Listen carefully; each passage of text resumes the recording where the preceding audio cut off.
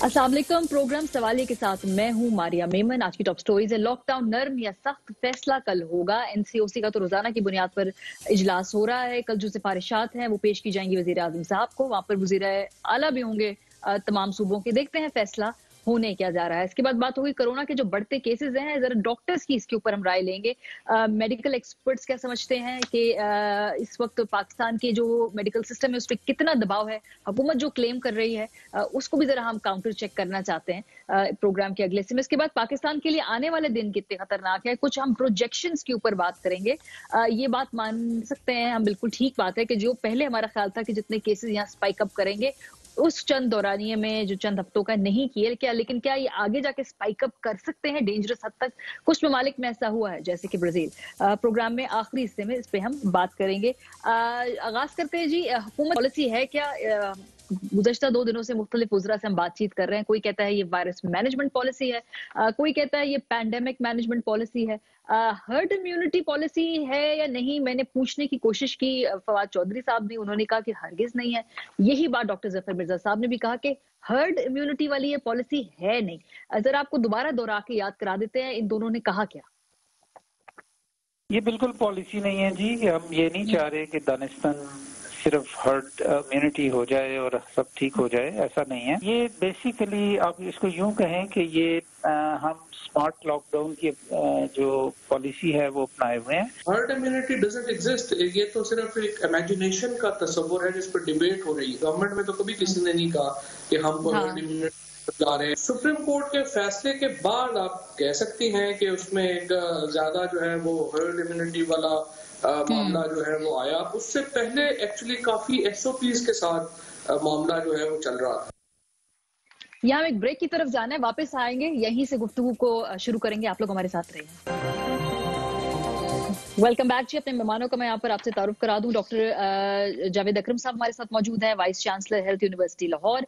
Doctor कैसे Sajjad secretary general PMA हैं। Doctor शमाल Dawood साहब हैं, हेल्थ केयर एडमिनिस्ट्रेटर हैं। बहुत शुक्रिया आप तीनों हजरात का। जिससे पहले मैं बात कर रही थी कि जैसे हुकूमत ने कहा है कि हम हर्ड इम्यूनिटी की तरफ नहीं जा रहे, तो कोई तमाम वुजरा इंक्लूडिंग असद उमर साहब की मैं गुफ्तगू आज सुन रही थी, वो कहते कि ये लफ्ज पता नहीं कहाँ से आया है, हुकूमत की पॉलिसी है नहीं। हुकूमत की पॉलिसी है नहीं, लेकिन जो जिस किस्म के इकदाम और स्टेप्स उठाए गए हैं उसको अगर हर्ड इम्यूनिटी पॉलिसी ना समझे तो क्या समझे। मैं उसकी थोड़ी सी एक्सप्लेनेशन आपको दे देती हूँ, क्योंकि मैंने निकाला कि हर्ड इम्यूनिटी होता क्या है। आप भी जरा समझ लें कि ये क्या चीज होती है, और फिर आप खुद अपनी अकल के मुताबिक फैसला कर लीजिए कि पाकिस्तान की इस वक्त कौमी पॉलिसी है क्या। इज्तिमाई कुव्वत मुदाफियत होती क्या है। किसी मुल्क की आबादी के बड़े हिस्से में वायरस के खिलाफ मज़ाहमत पैदा करने के लिए उन्हें उससे मुतासिर होने देना चाहिए, जिससे सेहतयाब होने के बाद उनके अंदर इस बीमारी के खिलाफ मुदाफियाती एंटीबॉडीज बन जाएंगी, जिससे उनके अंदर वायरस के खिलाफ मुदाफियत पैदा होगी, और आबादी में मुदाफियत पैदा होने से बाकी अफराद भी महफूज रहेंगे, जिसके नतीजे में ये वबा बतदरीज खत्म हो जाएगी। अच्छा, दुनिया की कोई भी हुकूमत खुलेआम इस मुतनाज़ पॉलिसी की हिमायत नहीं करती, क्योंकि इससे इंसानी जिंदगी को खतरा बहुत ज्यादा होता है। पाकिस्तान में कोई भी हुकूमती ओहदेदार तस्लीम नहीं करता कि इस मुतनाज़ हिकमत अमली पर बतौर पॉलिसी ऑप्शन बात की गई है। हर्ड इम्यूनिटी इज्तिमाई मुदाफियत का थोड़ा सा आपको बैकग्राउंड दे दें कि इस वक्त ये हुई कहाँ इस्तेमाल। स्वीडन वो वाहिद मुल्क है जी जहां पे इब्तदा ही से हर्ड इम्यूनिटी की जानिब वो गए।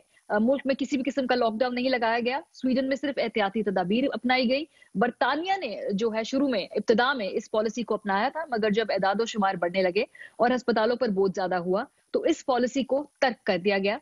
भारत में भी इज्तिमाई मुदाफियत अपनाने के लिए मंसूबा पेश किया है, वो इसको डिस्कस कर रहे हैं, लेकिन फिलहाल ये वाजे नहीं है। ये क्लियर कर दें आपको यहाँ पे कि वाजे नहीं है कि नए कोरोना वायरस के शिकार अफराद में इस किस्म की मुदाफियत बनती है या नहीं। ये ट्रायल एंड एरर मेथड है, इसका कोई भी अभी तक सब्सटेंशियल कोई कंक्लूसिव इसमें अभी तक स्टडी आई नहीं है सामने। आलमी इदारा सेहत के मुताबिक ऐसी मालूमात मौजूद नहीं है कि कोरोना से सेहतयाब होने वाले अफराद में ऐसी एंटीबॉडीज बन जाती हैं जो दूसरी बार बीमार होने से महफूज रखें। और इस हर्ड इम्यूनिटी पॉलिसी वैसे इस पे अमल दरामद खतरनाक है, ये आलमी माहिरीन भी कहते हैं, क्योंकि बड़ी तादाद में जब बीमारी फैलती है तो अस्पतालों पर बोझ भी बढ़ता है, मजीद हलाकतों का भी खदशा होता है। जेनेवा के एक इजलास में आलमी इदारा सेहत के डायरेक्टर ने कहा था कि इंसान रेवड़ नहीं है। जब हम इंसानों में कुदरती आफात की बात करें तो हमें हद दर्जा मोहतात होना चाहिए। इज्तिमाई मुदाफियत इंतहाई खतरनाक हो सकती है। सो ये है जी हर्ड इम्यूनिटी का बैकग्राउंड। हम अपने मेडिकल एक्सपर्ट्स की तरफ चलते हैं। बहुत शुक्रिया हमें ज्वाइन करने के लिए। डॉक्टर जावेद साहब, आपकी तरफ बढ़ूंगी सर। हर्ड इम्यूनिटी तो नहीं है, हुकूमत ने कहा है। बहरहाल इस वक्त जो आपको पॉलिसी नजर आ रही है हमारी पाकिस्तानी स्टेट की, ये सर आप इसको मेडिकल टर्म्स में या वैसे कोई आसान जबान में लोगों को समझा दें कि हमारी इस वक्त कौमी पॉलिसी है क्या, आपको क्या लग रहा है? बहुत शुक्रिया मारिया। एक तो मैं ये कह दूं कि हर्ड इम्यूनिटी देखें, इस जो बीमारी है, मेरा ज़ाती तौर पे जो तजर्बा हुआ है पिछले 2 महीने में, क्योंकि हम प्लाज्मा की थेरेपी कर रहे हैं और आईजीजी एंटीबॉडीज़ भी हम इंजेक्ट कर रहे हैं उन पेशेंट्स में जो सीरियसली इल हैं। ये हमारा एक प्रोजेक्ट चल रहा है। तो हमें जब भी प्लाज्मा लेना होता है तो हम क्वालिटी और क्वांटिटी ऑफ एंटीबॉडीज़ देखते हैं डोनर्स में, और वो डोनर्स जिनको हील हुए हुए 2 हफ्ते से ज़्यादा हो गया है, तो बहुत वेरिएबल रिजल्ट्स हैं। बहुत सारे डोनर्स वो इस काबिल नहीं होते कि वो प्लाज्मा डोनेट कर सकें, क्योंकि उनमें इतनी ना क्वालिटी होती है ना क्वांटिटी होती है, जस्ट आफ्टर 3 वीक्स और 4 वीक्स ऑफ देयर रिकवरी। तो इसलिए इस वायरस का हमें नहीं पता कि कितनी देर। This is not dengue. Dengue में yes serotype specific lifelong immunity होती है, वी नो इट। बहुत सारी बीमारियों में ऐसा वी नो इट, मगर इस कोविड-19 की वायरस में वी डू नॉट नो कि what type of immunity for how long it is there. हमें ये पता है इस वक्त कि कोई इसकी बहुत वेरिएबल होस्ट रिस्पॉन्स है। हमारी बॉडी का जो रिस्पॉन्स है वो होस्ट है। That is exactly why our university now is going into synthetic antibodies, monoclonal antibodies, जो माइस को इन्फेक्ट करके उससे ले रहे हैं, which is totally a different thing. हम बहुत वो इन्हें बायोसेफ्टी लेबॉर्ट्रीज में और कंटेनर्स के अंदर ये कर रहे हैं। जहां तक आपने पॉलिसी का कहा कि गवर्नमेंट की, देखें ये तो इस वक्त तो और ग्राउंड कोई अभी कोई पॉलिसी शेयर नहीं की गई। जो लास्ट स्टेप लिया गया जब ये लॉकडाउन को रिलैक्स किया गया, तो उस वक्त गवर्नमेंट का ये ख्याल था कि ये ओनरशिप वो दे रहे हैं इस डिजीज की, बीमारी की, पब्लिक को। और वो पब्लिक के जो नुमाइंदगान थे ताजर तंजीमों के, उन्होंने उस वक्त बहुत बड़े दावे किए और हमारे से बहुत ज़्यादा उन्होंने डिफ़र किया डॉक्टर से जो टेक्निकल एक्सपर्ट्स थे, और उन्होंने कहा जी कि हम SOPs बहुत स्ट्रिंजेंटली करवाएंगे, और इसी तरह ट्रैफिक वालों ने भी यही कहा। लेकिन हमने ये देखा कि ना पब्लिक ने ओनरशिप ली है और ना कोई SOP नामी कोई चीज़ थी। और ईद से पहले आपको पता है, और ईद से जस्ट बिफोर ईद कि यहाँ पे एक तूफान बदतमीज़ी था, और हमें आपके कैमरास के ज़रिए डर लग रहा था कि अब इसका रिज़ल्ट क्या होगा। और ईद पे जब आपने प्रोग्राम किया तो उससे मैं पहले 1 दिन या 2 दिन पहले ईद पे भी आपने करना था, तो वो ईद हो गई। मैंने ये कहा था कि ये इसके जो अब रिजल्ट आएंगे वो 10 दिन बाद आएंगे, क्योंकि ये इंक्यूबेशन पीरियड है इस डिजीज़ का। एग्जैक्टली वही हो रहा है। लेकिन अच्छी एक खबर मेरे ख्याल में ये है कि ये जो इतनी ज़्यादा ट्रांसमिशन हुई ईद में, ये अब उसके बाद लोग कुछ किसी हद तक डर गए, किसी हद तक वो समझ रहे हैं कि वायरस नामी कोई चीज़ है। ये कोई फंड लेने का चक्कर नहीं है, कोई अपना चूरन बेचने का चक्कर नहीं है। अब कोई सीरियसली थोड़ा बहुत लिया जा रहा है, और वैसे भी पैसे वो खर्च चुके हैं अपने सारे, तो इसलिए बाजारों का रुख नहीं कर रहे। मेरा ख्याल है कि हुकूमत की अब जो पॉलिसी होनी चाहिए, जो कल वो अनाउंस करने जा रही है, वो होनी चाहिए कि कोई भी सर्विस किसी को नहीं मिलेगी, टैक्सी नहीं मिलेगी, रिक्शा नहीं मिलेगा, बस नहीं, और मैं किसी का इम्तिहान नहीं लूंगा, किसी को पढ़ाऊंगा नहीं जब तक सब ने मास्क नहीं पहना होगा। ये सबसे इजी है, सबसे इजी है, और ये सबसे मौसर टूल है। और इसी तरह हैंड वॉशिंग की तरफ उनको जाना चाहिए और सोशल डिस्टेंसिंग की तरफ जाना चाहिए। अब हम लॉकडाउन से तो बहुत दूर निकल आए हैं। अगर गवर्नमेंट चाहेगी भी तो बहुत मुश्किल होगा उसके। बिल्कुल, मैं इस बात से आपसे अग्री करती हूँ। वो लॉकडाउन वाली जो ट्रेन है वो छूट चुकी है। डॉक्टर कैसे सजाद साहब, मैं आपकी तरफ आऊंगी। बड़ी इंटरेस्टिंग बात पॉइंट आउट की डॉक्टर जावेद अकरम ने। ये जो लोग समझते हैं जी वायरस फंड लेने का तरीका है, एक्चुअली ये अब सीरियस डिबेट मैंने कहीं होते हुए देखी है। लोग सवाल पूछ रहे हैं और एक आम आदमी के ज़हन में ये सवाल होगा, इसलिए मैं आपसे पूछ लूं डॉक्टर साहब कि ये वायरस जो है, अगर कोई पेशेंट कोविड पॉजिटिव होता है या खुदा ना खास्ता कोई अमवात हो जाती है, तो क्या WHO कोई फंड देता है? क्या कोई इसके पैसे मिलते हैं? क्या अस्पतालों को फंडिंग होती है उसकी वजह से? क्योंकि ये लोग बहुत बात करना शुरू हो गए जी कि ये देखें, ये तो कोई खाता है, कोई कोटा है जो पूरा करना है, इतने पॉजिटिव तो इतने नेगेटिव, कोई नंबर भी तो दिखाने हैं ना। बहुत शुक्रिया मारिया। सबसे पहले तो मैं आपकी सेहत के लिए दुआगो हूँ, और आपके साथ साथ जितने भी लोग यहाँ हमारे लोग जो बीमार हैं कोविड-19 में, उन सब की सेहतयाबी के लिए दुआगो हूँ। थैंक यू जी। जो आज हमारे 3 डॉक्टर इंतकाल कर गए हैं कोविड से झगड़ा करते हुए, लड़ाई करते हुए। इस फाइट में कल 5 डॉक्टर इंतकाल कर गए थे। उनकी फैमिली के साथ पाकिस्तान मेडिकल एसोसिएशन तमाम मेंबरान उनके गम में बराबर के शरीक हैं। अब मैं आपके जो सवाल का जवाब है उसके लिए मैं समझता हूँ कि ये एक बहुत बड़ा एक प्रॉब्लम है और डॉक्टर अकरम साहब बिल्कुल सही कह रहे हैं कि कुछ थोड़ा सा मैं समझता हूँ कि लोगों में थोड़ा सा खौफ आया जो कि नेग्लिजिबल है, लेकिन मेजॉरिटी लोग जो है अभी भी, आप कहीं पर भी चले जाएं, लोग अभी भी किसी दुकान पे चले जाएं, खुलेआम कोई भी एसओपीज को फॉलो नहीं कर रहा है। नंबर 1। नंबर 2 बात ये है कि देखिए क्योंकि शुरू से ही ये जो बिहेवियर है इसलिए है कि हमारे हुक्मरानों में और जो सूबाई असम्बलियां, जो सूबाई हुकूमतें हैं, जो फेडरल गवर्नमेंट के लोग हैं, इनमें आपस में ऐसा एक नाइत्तफाकी रही कोरोना के हवाले से और एक दूसरे के ऊपर बाजी ले जाने की कोशिश की गई। तो मैसेज ये गया कि जी ये कोई कोरोना कोई ऐसी चीज नहीं है, ये सब फजूल बातें हैं और फंड लेके सारा काम कर रहे हैं and doctors are also involve, इनको भी कुछ पैसे मिल रहे हैं। फिर ये चीज और कंफर्म हुई जब ईद से 15 दिन पहले तमाम दुकानें बाजार खोल दी गई, लॉकडाउन में नरमी कर दी गई और बाजारों के अंदर रश ऐसा लगा जैसे ऐलान ये हो गया कि जी ये कोरोना का सब ठीक है, हो गया, कोरोना सब अच्छा है, खत्म हो गया। इसके अलावा सोने पे सुहागा ये हुआ कि हमारी अदालत ने फिर ये फैसला दे दिया कि जो कुछ भी बचा था, जो बंद है, उसको भी खोल दिया जाए। तो फिर तो ये समझ लें कि अवाम ने ये समझ लिया, ये पक्की बात हो गई कि जी कोरोना नाम के पाकिस्तान में कोई चीज नहीं है। ये खामखा मीडिया और डॉक्टर और ये तमाम लोग जो हैं ये हरासमेंट फैला रहे हैं। और फिर उसका नतीजा क्या हुआ मारिया कि जो मरीज जो पहुंचता है अस्पताल के अंदर, और अगर क्योंकि ये बात कंफर्म है कि कुछ लोग जो है वो एसिम्प्टोमेटिक भी होते हैं, तो अगर किसी डॉक्टर ने उनको टेस्ट की बात कर ली तो वहां नाराजगी हो गई और मरीज खुदा ना खास्ता कोई टर्मिनल स्टेज पे लाया गया और वो इंतकाल कर गया। उसके बाद उसमें खूब अस्पतालों को मारा जाता है, तोड़ा जाता है और बिल्कुल ये डिस्टर्बिंग वीडियोस मैंने भी देखी और मैं चाह रही थी कि आपसे बात भी करूं, बिकॉज अब जो एजिटेशन है ना वो हर तरफ है, अवाम की भी बिल्कुल आखिरी उस पे है, डॉक्टर्स बेचारे वो भी स्ट्रेच है उनका भी। ये एक बहुत ही अफसोसनाक बात है और उसकी वजह ये है कि हमारे हुक्मरान ने सीरियसली इस बीमारी को नहीं लिया, तो अवाम किस चीज को नहीं।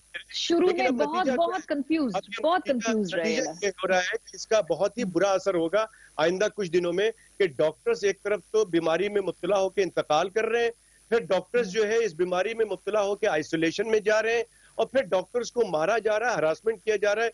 Now there can be a problem कि डॉक्टर्स खुदा ना खास्ता इनकी मोरालिटी डाउन होती है। It's a very important issue doctor साहब, बिल्कुल आपका इंपॉर्टेंट इशू। मैं इसको आगे बढ़ाऊंगी, मैं डॉक्टर शमाइल के पास जाना चाहती हूँ, because I know doctor smile साहब से मेरी पहले भी बात हुई है, हमारे शो पे भी वो आते रहे हैं। He was very strictly pro lockdown कि भी शुरू में इफेक्टिवली आप लॉकडाउन कर लें, इसको आप कंटेन कर पाएंगे। सो डॉक्टर शमाइल अब वो तो नहीं आएगा, कल भी एक्चुअली कोई इतनी एक्सपेक्टेशन नहीं है कि कुछ चीजें रिवर्स हों, जो मुझे लगता है कि कुछ चीजों में और रिलीफ ही मिलने जा रहा है।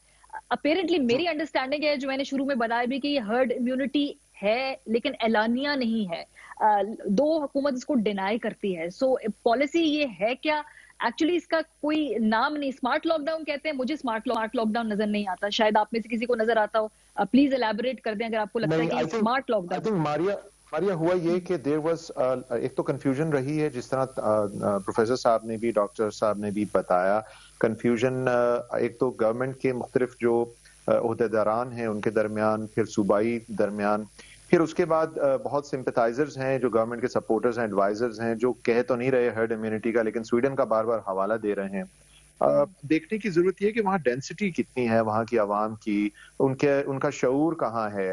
ये तमाम चीजें देखते हुए जब हमने नरमी की तो हमें वही रिजल्ट आना था जो एक्सपेक्टेड था। तमाम डॉक्टर्स पूरे मुल्क में यही कह रहे थे, तो अब वो सामने आ गया है। लॉकडाउन अब नहीं हो सकता। इससे पहले अगर आपको याद हो, हम पिछले 2-3 माह से, जब से आप लोग प्रोग्राम्स कर रहे हैं और अवेयरनेस कर रहे हैं, हमने कई दफा बारहा कहा कि जी मास्क पहनना जरूरी है, दूरी करने के अलावा, सोशल डिस्टेंसिंग के अलावा। खैर अब देर आए दुरुस्त आए, अभी भी अगर हम ये कोशिश करें तो हम इस ट्रांसमिशन को कम करेंगे, लेकिन अब ये अपना टोल लेगा। दूसरी बात जो मैं आपके आज एयरवेव्स के जरिए और इसका एक वैल्यूएबल टाइम के जरिए बहुत जरूरी है जो आपने बताया कि जो मिसकंसेप्शंस हैं वो हमारी बात करने के अलावा हुकूमत के जो ओहदेदारान हैं उनको बात करने की जरूरत है। हमारी कौम जो है, हम देखें हम एक इमोशनल कौम है। हमने जो वो इमेजेस पूरे मुल्क ने देखे कि जो लोगों की मैयतों के साथ हुआ, वो अभी तक लोग खौफजदा हैं। लोग मरने से डरते नहीं हैं, लेकिन लोग अपनी इज्जत की खातिर इस मुल्क में आपको पता है क्या क्या कर जाते हैं। बिल्कुल डॉक्टर शमाल साहब, मैं यहाँ पे प्लीज थोड़ा सा मैं इंटरजेक्ट इसलिए करूंगी, मैं ये पॉइंट मेरे लिए बहुत इंपॉर्टेंट है। लोग जो है, एक तो ये कि सिम्टम्स आने पे टेस्ट नहीं करा रहे। आई नो ऐसे लोग जो बहुत रिस्पॉन्सिबल सिटीजन्स हैं, अच्छा अगर रिजल्ट आ भी रहे हैं तो वो बता नहीं रहे हैं, और उसकी वजह ये कि वो डरते हैं, वो स्टेट से डरते हैं, उन स्टेट पे ट्रस्ट नहीं है। दो चीजों से डर रहे हैं। एक तो वो पब्लिक के जो क्वारंटीन सेंटर्स जो हुकूमत ने अपने इंतजामात किए हैं वहां जाने से डरते हैं। वो कतन कहते हैं कि हम घर रह लेंगे, हमारी वालदा, हमारा भाई, हमारा बच्चा, हमारा बड़ा, कोई बात नहीं, हम कुछ भी कर लेंगे डॉक्टर साहब, हमने वहां नहीं जाना। मैं खुद बता रहा हूँ, अपने जाती मुशाहिदात बता रहा हूँ पिछले 48 घंटे में या उससे ज्यादा, कि मैं लोगों के साथ बहस और तमहीज करता रहा हूं कि नहीं आपको जाने की जरूरत है, बिकॉज अब सिचुएशन जो है मॉडरेट से सीवियर की तरफ जा रही। लेकिन यकीन माने कि लोगों का ट्रस्ट नहीं है। दूसरी तरफ वो उसमें जिक्र करते हैं कि जी नहीं ये जबरदस्ती होगा। आपने जिक्र किया कि वो पैसों के बारे में बात करते हैं, मिसकंसेप्शंस के बारे में बात करते हैं। फिर उसके बाद वो कहते हैं कि कोई हमारा पूछने वाला नहीं होगा, तदफीन नहीं करने देंगे, हमें डेड बॉडी नहीं देंगे खुदा ना खास्ता अगर डेथ होगी।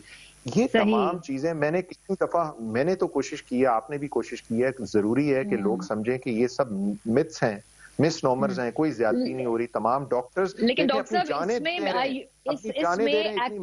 एक्चुअली हुकूमत शुड स्टेप इन, बिकॉज जो प्रोसीजर इतना खौफनाक लगता है इधर बैठ के कि पता नहीं हमारे साथ क्या हो जाएगा, इसको क्लैरिफाई करने की जिम्मेदारी इंतजामिया की है कि जो खुदा ना खास्ता पॉजिटिव होगा फिर ये होगा, ये आप घर में सेल्फ आइसोलेट कर सकते। हाँ। एक चीज और मैं मेंशन करना चाहूंगा। देखिए मेजॉरिटी कॉम जो है वो पब्लिक हॉस्पिटल्स का रुख आम हालात में नहीं करती। अब बेशक हुकूमत ने बेतहाशा बेड्स बना दिए हैं, क्वारंटीन सेंटर्स बना दिए, आइसोलेशन, लोग नहीं जाना चाहते। वो एक तो ये खौफ है और एक आम हालात में भी नहीं जाना चाहते।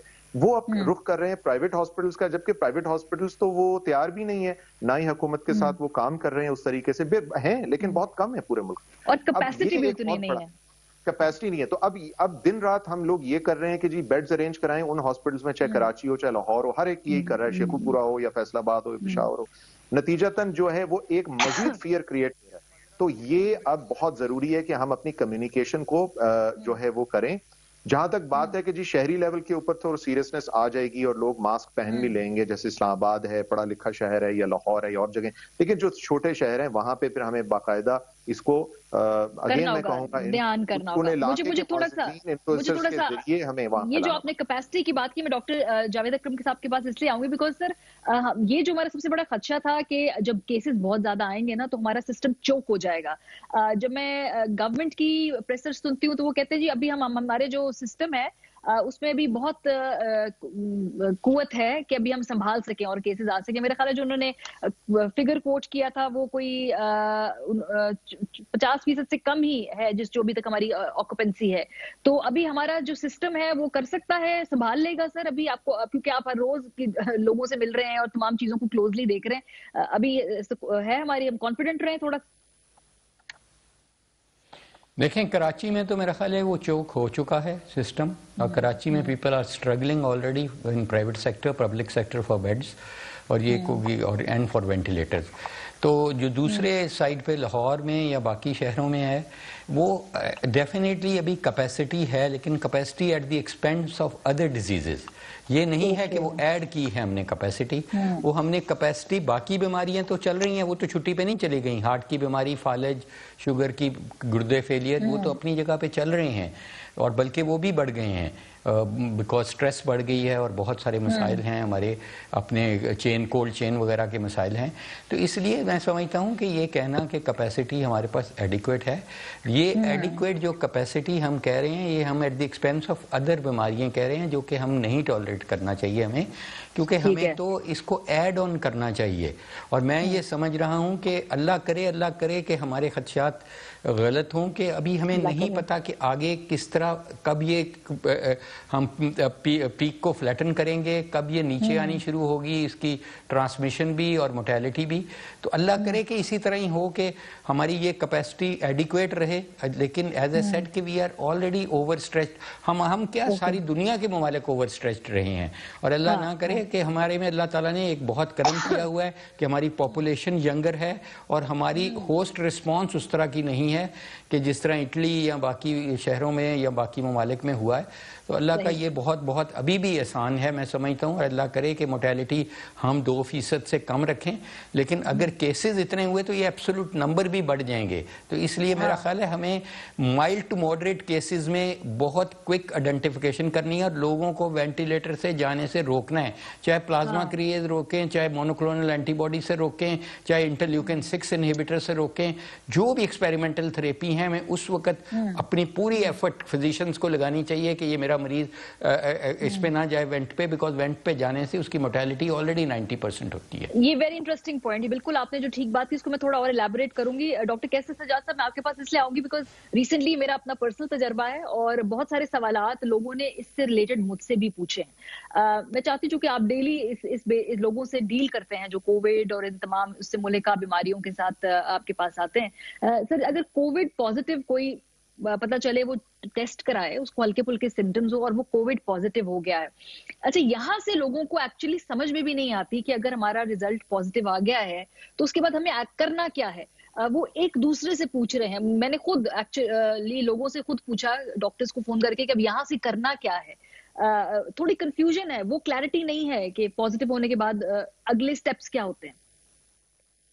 नहीं, देखिए, इसमें बिल्कुल बहुत अच्छा सवाल है आपका मारिया। इसमें देखिए, मैं एज ए ईएनटी स्पेशलिस्ट के, ईएनटी सर्जन के, ये सारे जो सिम्टम्स है बिगनिंग के, नज़ला जुकाम, गला खराब होना, छींक है, खांसी का होना, ये चूंकि लोगों को जो दूसरी बीमारी है जिसमें मैं कहता हूँ राइनोफेरेंजाइटिस है, दूसरा वायरल फीवर है, फ्लू जिसको कहते हैं, नज़ला जुकाम, ये जो इन्फ्लुएंजा वायरस है, उसके भी सिम्टम्स इसी तरह के हैं। तो लोग ये परेशान होते हैं कि खुदा ना खास्ता वो तो नहीं हो गया है। लेकिन इसमें जब हम ऐसे केसेस को जिसको हम डायग्नोस कर लेते हैं कि जी शॉर्ट स्टोरी है और थोड़ा सा सिम्टम मिल रहा है, यहाँ तक कि मैं आपको एक बात बताऊं मारिया, कि मेरे पास कुछ केसेस ऐसे भी आए हैं कि जिनके टेस्ट कराए तो वो पॉजिटिव आ गया है कोरोना। एक एक सिंगल सिम्टम है कि डॉक्टर साहब मुझे 4 दिन से नेजल स्मेल जो है मुझे नहीं आ रहा, मुझे टेस्ट नहीं फील हो रहा कि क्या है और स्मेल नहीं आ रही है मुझे। तो मैंने उसको कहा कि ठीक है, कुछ ट्रीटमेंट भी दिया और साथ में मैंने कहा कि जी आप ये टेस्ट भी करा ले कोरोना का। उससे उनमें से एक ने थोड़ी सी नाराजगी का इजहार किया कि ये इससे क्या ताल्लुक है, लेकिन जब वो दोनों केसेस आते हैं तो कोरोना पॉजिटिव आता है। तो मैं तो ये करता हूँ कि उनको अपना नंबर दे के उनको आइसोलेट करता हूँ घर पे, उनको सारी जो प्रिकॉशनरी मेजर्स है वो सारा फॉलो कराता हूँ। उनसे कहता हूँ कि जी 14-15 दिन आप रहें घर पे, आप समझ लें आपको ये सारी चीजें करनी है क्योंकि आप पॉजिटिव आ चुके हैं। फिर उसमें एक सवाल और भी करते हैं लोग कि डॉक्टर साहब मैं किसी और लैब से ना करा लूं। तो मैं उनसे ये कहता हूं कि आप खुशनसीब हैं, आप खुशनसीब हैं कि आपका पॉजिटिव आ गया है। अब इसको नेगेटिव करने के लिए आप जस्तुजू ना करें, आप 14 दिन गुजार के आप अपनी इम्यूनिटी बढ़ा लें या आप एंटीबॉडीज अपने अंदर पैदा कर लें, तो ये ज्यादा बेहतर है, बजाय ये कि जब आप नेगेटिव कहीं से आपको मिलेगा तो आप 10 लोगों को और लगाते रहेंगे। नहीं, एक्चुअली डॉक्टर साहब ये मैं थोड़ा सा क्लियर करती हूँ। जब कोविड पॉजिटिव एक्चुअली मेरा रिजल्ट आया तो उसके बाद मुझे मशवरा दिया गया कि आप एक और टेस्ट कराएं, क्योंकि फॉल्स पॉजिटिव और फॉल्स नेगेटिव भी आते हैं। बट देन अगेन अगर आप एक और टेस्ट करा दे, वो नेगेटिव हो, फिर भी वहम होगा, फिर आप क्या एक और टेस्ट कराएंगे तीसरा, ताकि आपको बिल्कुल श्योर हो जाए कि जी 2 क्या है। तो ये तो फिर आप बिलीव किस पे करेंगे कि क्या नेगेटिव वाला सही है या पॉजिटिव वाला सही है। तो इसमें सबसे अच्छी बात है, मैं ये कहता हूं कि जो खुशनसीब है जिनका पॉजिटिव आ गया तो उसको आप फॉलो कर लें जो भी एसओपीज है। लेकिन मैं ये समझता हूं कि थोड़ा सा इसमें जो बहुत इंपॉर्टेंट बात है कि ये जो आवाम में जो कंफ्यूजन है ना, इसको दूर करने की जरूरत है। और ये बहुत इंपॉर्टेंट बात है कि लोगों में जो मिथ है कि जी पॉजिटिव आ गया है तो अब हमने करना क्या है और कैसे करना है। कुछ लोग कहते हैं कि आप किसी जगह हॉस्पिटल ना जाए, कुछ लोगों ने मुझे कहा कि जी मैं टेस्ट कराना चाहता हूँ, लेकिन डॉक्टर साहब ये सरकार को ना पता लगे, किसी अस्पताल में ना पता लगे, वरना वो पुलिस आ जाती है और फिर आके जो है वो घर से और बाकी लोगों को भी ले जाते हैं। Now this is a problem. ये लोगों के कंफ्यूजन दूर करना है और ये भी दूर करना पड़ेगा कि जी देखें, हुकूमत से हमारी दरखास्त थी और अब उन्होंने कर लिया है कि एक आदमी का इंतकाल हो गया है, इंतकाल के बाद उसकी अगर कोरोना पॉजिटिव इंतकाल हो गया है तो उसको आप गुस्ल दे के आप लवाकीन के हवाले कर दें, वो अपने इस्लामी तरीके से उसकी बैरियल को वो फॉलो कर लें। लेकिन अगर आप उसको नहीं देते हैं तो इससे बहुत ज्यादा और कंफ्यूजन होता है।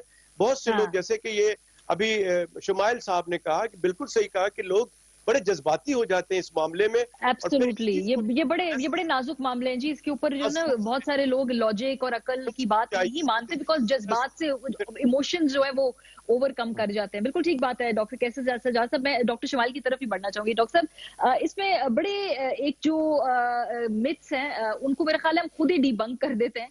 सबसे पहली बात तो ये कि जब कोविड पॉजिटिव होता है तो क्या फौरन उसके बाद आके गाड़ी आती है, एक पुलिस का डाला आता है या कोई उसमें उठा के फेंक देते हैं, आपको ले जाते हैं किसी अनजान जगह पर और वहां पे आपको 14 दिन रखते हैं? क्या होता है डॉक्टर साहब, बताएं जरा लोगों को। ऐसा नहीं है। देखिए, असल में यही चीज है जहां पर जो कंफ्यूजन है, वहां पे हम रिक्वेस्ट करेंगे कि गवर्नमेंट के जो ओहदेदारान हैं, they need to really come out. और ये क्लियर दो लेवल्स पे मिसिंग है। एक तो ये कि बहुत से जो मरीज हैं, जिस तरह अभी डॉक्टर साहब जिक्र कर रहे हैं, वो प्राइवेट सेक्टर में भी आ रहे हैं, पब्लिक सेक्टर में भी आ रहे हैं। जब वो प्रेजेंट करते हैं तो क्लियरली डिफाइंड प्रोसीजर्स होने चाहिए। हम हर जगह का जो पॉइंट ऑफ कांटेक्ट है वो क्लियर होना चाहिए। मरीज को क्या इंस्ट्रक्शन देनी है, किस सतह पे क्या इंस्ट्रक्शन देनी है। सो फॉर एग्जाम्पल, अगर हम आज डिस्कशन करें, जिस तरह आप जो हैं वो पॉजिटिव हुई तो आप सेल्फ आइसोलेटेड हैं, इसी तरह अगर कोई शख्स जो है वो अपने घर में सेल्फ आइसोलेट हो सकता है, उसकी फैसिलिटीज हैं, हुकूमत ने कहा जरूर है, लेकिन अभी भी लोगों के अंदर एक खतरा और एक खौफ है। दूसरी चीज मैं क्लियर करना चाहूंगा, जो अभी आपने जिक्र किया, जो कि बड़ी जरूरी है सबकी समझनी, कि पीसीआर अगर पॉजिटिव आता है उसके साथ आपकी कंप्लीट ब्लड पिक्चर, वो लिखा हुआ भी होता है बाय द वे उसके नीचे, तो उसके साथ कुछ और टेस्ट होते हैं, लैब टेस्ट हैं, वो आपको बता देते हैं कि आपकी इस वक्त क्या सिचुएशन है। यानी कि उससे ये पता चलता है कि आपके ब्लड के अंदर जो चेंजेस आ रहे हैं वो आपकी सेवेरिटी को भी बताते हैं और आपकी प्रोग्नोसिस को भी बताते हैं। तो ये डॉक्टर साहब, उसमें एक ब्लड टेस्ट है और एक एक्सरे है, correct me if I am wrong, एक एक्सरे कराना है और एक ब्लड टेस्ट कराना है, ऐसा है? जी, तो ब्लड टेस्ट एक सादा ब्लड टेस्ट है, फिर उसके अलावा कुछ और टेस्ट हैं जो आपके खून के अंदर वो बताते हैं, फेरेटिन लेवल्स हैं, एलडीएच हैं, ये तमाम बाय द वे पीसीआर का जो रिजल्ट आता है उसके नीचे लिखा हुआ होता है। तो वो टेस्ट कराएंगे तो काफी हद तक पता। अब जो शख्स जो है आइसोलेट हो रहा है अपनी फैमिली के मौजूदगी में, एक तो उसने जो कॉन्टेक्ट्स हैं उनको पता होना चाहिए कि मेरी फैमिली में और कौन लोग हैं जिनके अंदर वो हो सकता है या उनके साथ कॉन्टेक्ट्स हैं, उनके भी टेस्ट करवाएं। और आइसोलेट होने के बाद अपना सेल्फ मुआयना, रोजाना टेम्परेचर नोट करेंगे, अपनी वो कुछ चीजें फॉलो करेंगे जब तक कि वो माइल्ड से मॉडरेट नहीं हो जाते, खुदा ना खास्ता। और उसके कुछ हमने उनको, यानी डॉक्टर्स ने उनको बताना होता है।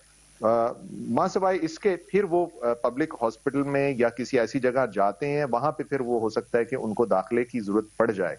तो ये हमें जरूरत है लोगों को बताने की कि वो सेल्फ आइसोलेट कर सकते हैं, घर में रह सकते हैं, बशर्ते कि वो अपने आप को मॉनिटर कर सकें, यानी अपना टेम्परेचर ले सकें, अपना ख्याल रख सकें और उन चीजों पे नजर रख सकें कि उनके टेम्परेचर के साथ साथ वो तब्दीलियां क्या आ रही हैं, जिसमें कुछ चीजें तो हैं वो नहीं कर सकेंगे, लेकिन कुछ चीजें ये हैं कि वो 4 दिन बाद, 3 दिन बाद हो सकता है अपने ब्लड सैंपल्स दोबारा से देने में कामयाब हो जाएं, या जाके देंगे या उनके घर में कोई आके लेगा। कहने का मकसद ये कि इस तरीके से घर में आइसोलेट करके एक शख्स इंप्रूव हो सकता है। और अगर वो मॉडरेट ही रहता है, माइल्ड ही रहता है, तो उसके कुछ दिनों के बाद, जिस तरह भी प्रोफेसर साहब कह रहे थे कि कुछ दिनों के बाद, वो 14 दिन गुजरने के बाद इन्फेक्टिव पीरियड के अंदर उसको रहना पड़ता है और फिर एक टेस्ट वो करवाते हैं। उस सतह पे जो आपने भी जिक्र किया, एक टेस्ट नहीं करते, वो एक टेस्ट के बाद शायद गालिबन 1 दिन का या बाजुकात उससे ज्यादा टाइम देते हैं और फिर एक दूसरा टेस्ट करते हैं, यानी 2 टेस्ट करते हैं। ये गवर्नमेंट की भी पॉलिसी यही है और जो क्वारंटीन सेंटर्स, तो ये बड़ा बेसिकली जो बॉटम लाइन है, बहुत शुक्रिया आप तीनों का। बॉटम लाइन ये कि आपने इससे घबराना नहीं है, परेशान नहीं होना। ये इस तरीके से ये बीमारी जो है तेजी से ये वायरस फैल रहा है, एक बड़ी आबादी को ये होना है। कोई इसमें झिझक की बात नहीं है, कोई इसमें शर्म की बात नहीं है। आप अपने घर के अंदर सेल्फ आइसोलेट कर सकते हैं, अपना बेसिक इलाज आप कर सकते हैं किसी से कंसल्टेशन के बाद। और उसके बाद सबसे इंपॉर्टेंट बात, अपना प्लाज्मा जरूर डोनेट कीजिएगा। आप तो इस तजर्बे से गुजरे हैं, हो सकता है किसी और के लिए बड़ा तल्ख और तकलीफदेह हो ये तजर्बा और आपके प्लाज्मा डोनेट करने से उसको जो है शिफा मिल जाए। तो अपना जो प्लाज्मा या जो खून है इसके बारे में आप लोग स्टिंजी, अब कंजूस ना हुआ करें, इसको शेयर करते वैसे भी रहना चाहिए। इससे आपके अंदर भी रेड ब्लड सेल्स और आपके अंदर भी जो मामलात है वो अच्छे होते हैं। ब्रेक पर जाएंगे, वापस आएंगे जी। प्रोजेक्शंस हैं क्या आगे, इस पर बात करेंगे। कुछ एक डेटा मॉडलिंग हमारे पास एक्सपर्ट होंगे, उनसे हम ये तमाम अपडेट्स लेंगे। आप लोग हमारे साथ रहिए।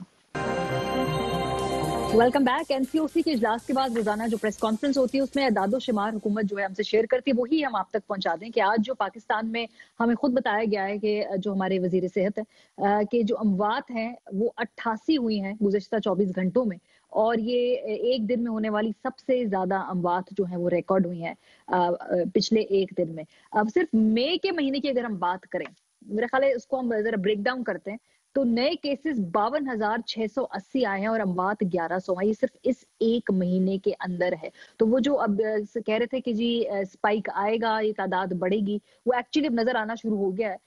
और जो अस्पतालों की अदादोशुमार है, जो ऑक्सीजन पर लोग हैं वो 522 हैं, 201 लोग वेंटिलेटर के ऊपर है। ये तमाम एदाद हमें डॉक्टर जफर मिर्जा साहब ने बताया। ये तो हो गया जो इस वक्त सूरत हाल है। आगे 2-3 महीने की क्या प्रेडिक्शंस है, क्या प्रोजेक्शंस है, इस पर बात करेंगे। सही तजम्मुल हुसैन हमारे साथ है, CEO LFT love for data. बहुत शुक्रिया तजम्मुल, लास्ट टाइम भी आप हमारे प्रोग्राम में थे, आपने हमें बताया था जी, उसमें से काफी एक्यूरेट चीजें आपने प्रिडिक्ट की थी। अभी मुझे बताइए ना, ये जो हम देख रहे हैं कि पहले जो 10,000 थे उनमें 57 डेज लगे, फिर अगले 10,000 में 11, उससे अगले में 6, फिर 7, फिर 5, और अब 5 दिन के बाद ये 10,000 जो है ये बढ़ता जा रहा है। तो अब ये जो इस वक्त ट्रेंड है ये कहाँ तक जाएगा, हम कहाँ खड़े होंगे अगले 3 हफ्तों में? बिस्मिल्लाहिर्रहमानिर्रहीम।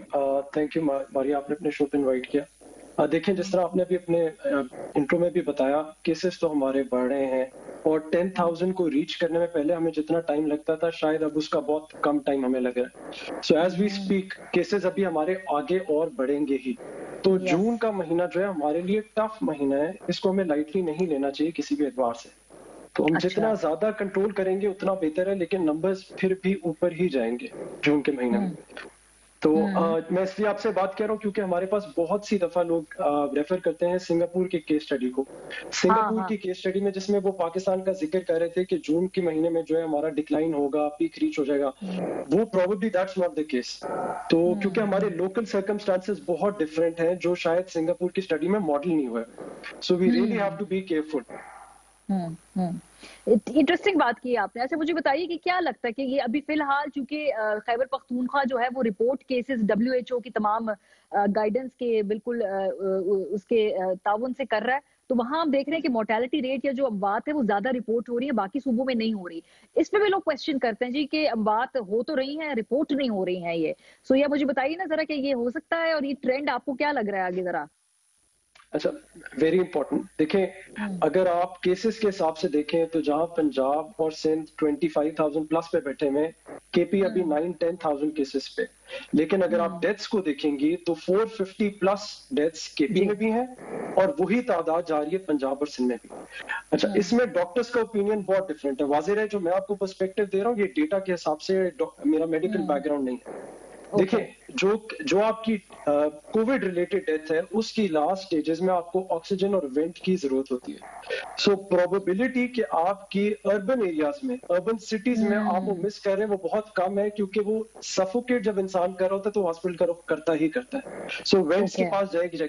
लेकिन इसमें आपके पास अगर आप उन केसेस की बात करें जो रूरल एरियाज में शायद अनरिपोर्टेड डेथ्स की बात आप करिए, that is a question mark, उसको स्टडी करना जरूरी है। हाँ, ठीक है। अच्छा, लॉकडाउन या नो लॉकडाउन, कल हम ये फैसला करने जा रहे हैं। मुझे लग रहा है कि लॉकडाउन सख्त नहीं होगा, लगता है कुछ चीजें खुलेंगी ही मजीद। सो इस वक्त ये इंटेग्रल फैसला है कि हम करेंगे लॉकडाउन या नहीं करेंगे। आप मुझे पहले बता रहे थे कि 2 हफ्ते बाद इसके रिजल्ट्स मैनिफेस्ट होते हैं। सो अभी क्या सजेस्ट करेंगे बेस्ड ऑन योर डेटा जो आपके पास है कि भाई क्या करना चाहिए कल गवर्नमेंट को? नहीं मारिया, हम उस फेज से अब निकल चुके हैं जहाँ पे हम लॉकडाउन नो लॉकडाउन की बात करें। I think we are beyond that now. Initial days में लॉकडाउन रेकमेंड किया जाता है ताकि बीमारी का स्प्रेड ना हो। जब आपकी लोकल ट्रांसमिसिबिलिटी 90% प्लस पे चली जाए तो उस वक्त लॉकडाउन से ज्यादा आप प्रिवेंटिव मेजर्स की तरफ जाने शुरू कर देते हैं, which includes mask and other SOPs that you have to adopt. Lockdown वाली स्टेट से हम काफी यानी वो ट्रेन हमारी अब मिस हो चुकी है, वो अब सब आगे जा चुके हैं।